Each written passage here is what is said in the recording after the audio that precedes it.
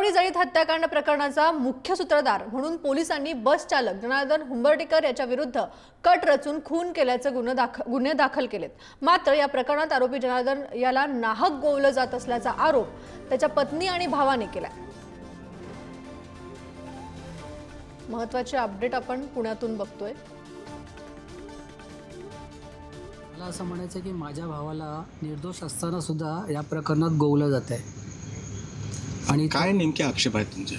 आक्षेप माझा असा आहे, जर ही लोक बोलत आहेत की प्रेसमधनं त्या माणसाने लिक्विडचा कॅन हे केला, त्या प्रेसमध्ये वेगवेगळ्या ठिकाणी सगळीकडे CCTV कॅमेरे लावले, तिकडनं एक साधा कागदाची जी हे असते पट्टी तीसुद्धा बाहेर काढू शकत नाही, तिथे हा कॅन काढला।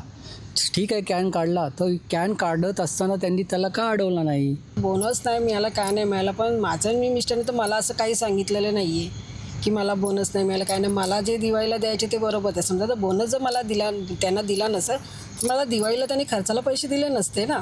आणि चपातीचं तर म्हणतात, तर कुठलीही बायको जर नवऱ्याला डायबिटीस असेल, नवरा जर सकाळी गोळी घेतोय चहा नाश्त्याच्या अगोदर, तर कुठली बाई बिना नाश्त्याचं त्याला बाहेर पाठवू शकेल?